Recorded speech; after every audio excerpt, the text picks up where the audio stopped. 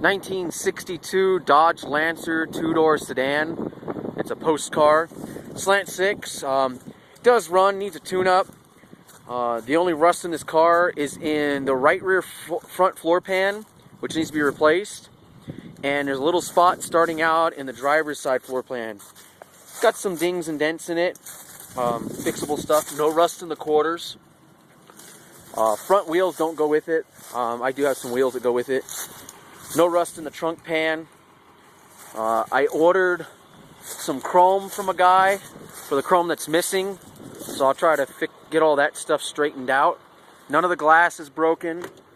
The dome light comes on when you put a battery in it. I got a radio for it because the radio is missing. All the door panels are halfway decent. Front seats in it. It's a 3-speed car. You can give me a call at 239-2588, area code 505. I'd like to have about $1,600 for it. I will ship out of state, out of country. Thanks.